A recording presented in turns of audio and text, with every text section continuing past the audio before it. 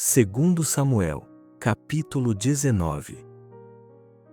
Disseram a Joabe: o rei está chorando e se lamentando por Absalão. Naquele dia, a vitória tornou-se motivo de tristeza para todas as tropas, porque as tropas ouviram dizer: o rei está muito triste por causa de seu filho. Naquele dia, as tropas entraram discretamente na cidade, como se faz quando se foge envergonhado da luta. O rei estava com o rosto coberto e clamava bem alto: meu filho Absalão, Absalão, meu filho, meu filho. Então Joabe entrou no palácio do rei e disse: hoje envergonhaste todos os teus servos, que livraram neste dia a tua vida, a vida de teus filhos e de tuas filhas, e a vida de tuas mulheres e concubinas, amando os que te odeiam, e odiando os que te amam. Porque hoje dás a entender que chefes e servos nada valem para ti, pois agora entendo que estarias bem contente se Absalão vivesse e todos nós fossemos mortos hoje. Levanta-te agora, vai e anima os teus servos. Porque juro pelo Senhor que, se não fores, nem um só homem ficará contigo esta noite. Isso será pior para ti do que todo o mal que tem vindo sobre ti desde a tua mocidade até agora. Então o rei se levantou e sentou-se à porta, e todo o povo foi avisado: o rei está sentado à porta. Então todo o povo veio se apresentar diante do rei.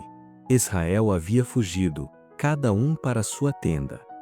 Enquanto isso, todo o povo, em todas as tribos de Israel, discutia entre si: o rei nos libertou dos nossos inimigos e nos livrou das mãos dos filisteus, e agora fugiu da terra por causa de Absalão. Absalão, a quem ungimos sobre nós, também morreu na batalha. Agora, por que vos calais e não fazeis voltar o rei?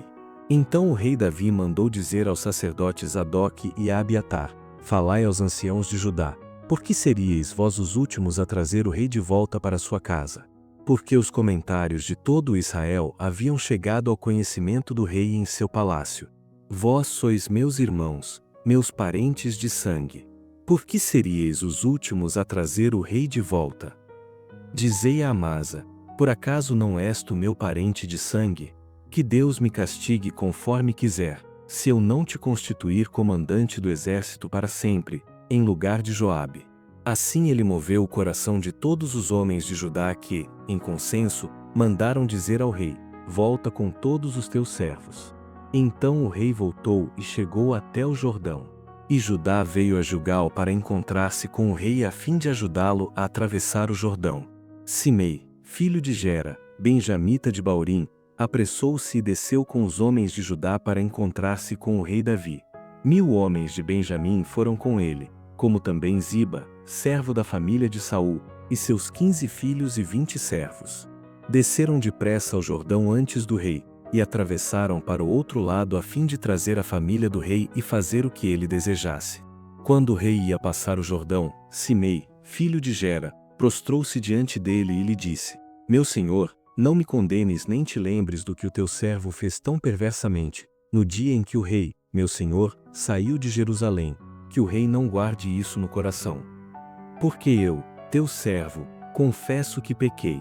Por isso eu sou o primeiro de toda a casa de José a descer ao encontro do rei, meu senhor. Respondeu Abisai, filho de Zeruia: Simei não deveria ser morto por ter amaldiçoado o ungido do Senhor? Mas Davi disse: que tenho eu convosco, filhos de Zeruia, para que hoje sejais meus adversários? Deveria hoje morrer alguém em Israel? Não sei eu que hoje sou rei sobre Israel? Então o rei fez um juramento a Simei e disse: tu não serás morto. Mefibosete, filho de Saul, também desceu para encontrar-se com o rei, não cuidara dos pés, nem fizera barba, nem lavara as vestes desde o dia em que o rei saíra até o dia em que voltou em paz. Quando veio a Jerusalém para encontrar-se com o rei, este lhe perguntou: por que não foste comigo, Mefibosete? Ele respondeu: ó rei, meu senhor, o meu servo me enganou. O teu servo disse: selarei um jumento, para nele montar e ir com o rei, pois o teu servo é aleijado. E ele me difamou diante do rei, meu senhor, mas o rei, meu senhor, é como um anjo de Deus, faze o que bem te parecer. Pois todos da família de meu avô eram dignos de morte diante do rei, meu senhor. Mas puseste teu servo entre os que comem à tua mesa. E que direito teria eu de exigir alguma outra coisa do rei? Então o rei lhe respondeu: Por que ainda falas disso?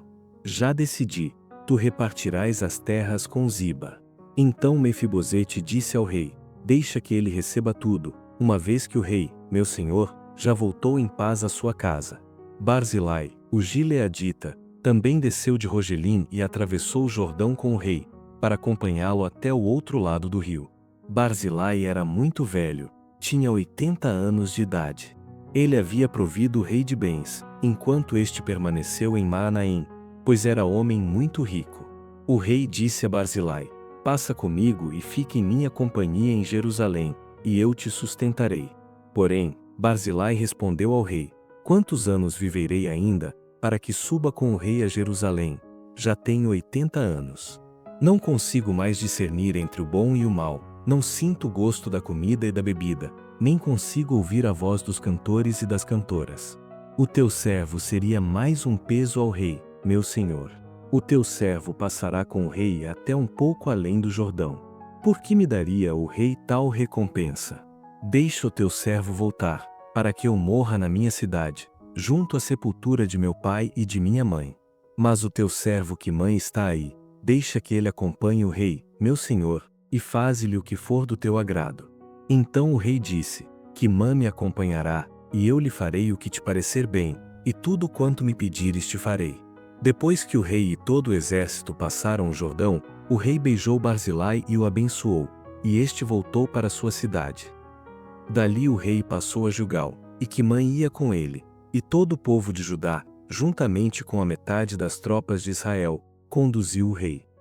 Então todos os homens de Israel foram falar com o rei e lhe disseram: Porque nossos irmãos, os homens de Judá, te sequestraram e fizeram o rei, sua família e todo o seu exército atravessarem o Jordão. Todos os homens de Judá responderam aos homens de Israel: Porque o rei é nosso parente. Por que estáis aborrecidos com isso? Por acaso temos comido à custa do rei, ou ele nos deu algum presente? Então os homens de Israel responderam aos homens de Judá: 10 partes temos com o rei, temos mais direito a Davi do que vós. Por que fizestes pouco caso de nós? Nós fomos os primeiros a propor o retorno do rei. Mas os homens de Judá foram ainda mais severos com os de Israel. Capítulo 20. Havia ali um homem desprezível, chamado Sebá, filho de Bicri, da tribo de Benjamim, o qual tocou a trombeta e disse: Nada temos com Davi, nenhuma herança com o filho de Jessé. Volte cada um à sua tenda, ó Israel. Então todos os homens de Israel se separaram de Davi e seguiram Sebá, filho de Bicri, mas os homens de Judá seguiram o seu rei desde o Jordão até Jerusalém. Quando Davi chegou ao seu palácio em Jerusalém, tomou as 10 concubinas que deixará cuidando do palácio e as colocou numa casa, sob guarda, e passou a sustentá-las, mas não coabitou com elas. Assim, elas ficaram confinadas até morrerem, vivendo como viúvas. Então o rei disse a Amasa: Dentro de 3 dias, convoca-me os homens de Judá e apresenta-te aqui. Amasa foi convocar Judá, mas demorou-se além do tempo que o rei lhe designara. Davi disse então a Abisai: Agora Sebá, filho de Bicri, nos fará pior do que Absalão.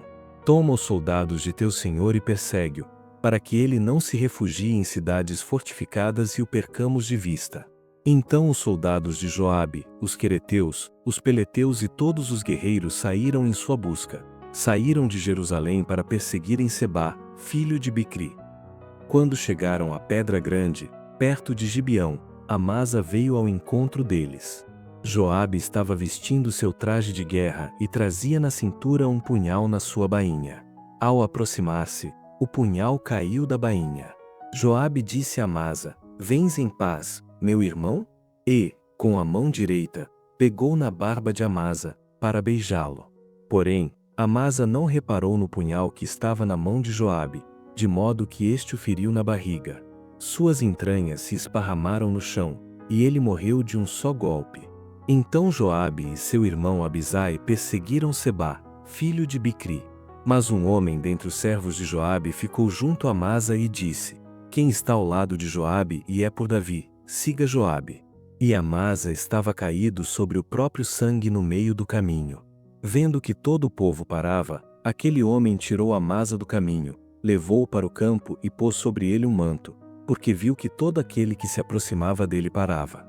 Mas, quando Amasa foi removido do caminho, todos os soldados seguiram Joabe para perseguirem Sebá, filho de Bicri. Então Sebá passou por todas as tribos de Israel até Abel de Bet-Maaca, e todos os beritas se reuniram e também o seguiram. Os outros foram e cercaram Sebá em Abel de Bet-Maaca e levantaram contra a cidade um montão da altura do muro. Todo o povo que estava com Joabe tentava derrubar o muro. Então, uma mulher sábia gritou de dentro da cidade: Ouvi, ouvi! Dizei a Joabe: Vem aqui para eu conversar contigo. Ele se aproximou dela, e a mulher perguntou: Tu és Joabe? Ele respondeu: Sou. Ela lhe disse: Ouve as palavras da tua serva. E ele disse: Estou ouvindo. Então ela falou: Antigamente costumava-se dizer: Peça-se conselho em Abel, e era assim que se resolviam as questões. Eu sou uma das pacíficas e das fiéis em Israel, e tu procuras destruir uma cidade que é mãe em Israel. Por que devorarias a herança do Senhor? Então Joabe respondeu: Longe, longe de mim fazer tal coisa, destruir ou arruinar esta cidade. Não é bem assim, mas um homem chamado Sebá, filho de Bicri, da região montanhosa de Efraim, rebelou-se contra o rei Davi. Entregai-me só este, e eu me retirarei da cidade. E a mulher disse a Joabe: A sua cabeça será jogada pelo muro. Na sua sabedoria, a mulher foi falar com todo o povo. Eles cortaram a cabeça de Sebá, filho de Bicri, e a jogaram para Joabe. Este tocou a trombeta, e eles se retiraram da cidade, cada um para sua tenda. E Joabe voltou ao rei, em Jerusalém. Joabe comandava todo o exército de Israel, e Benaia, filho de Joiada, comandava os quereteus e os peleteus. Adorão era encarregado dos trabalhos forçados. Josafá, filho de Ailude, era cronista. Seva era escrivão, Zadoque e Abiatar, sacerdotes. Ira, o jairita, era sacerdote de Davi.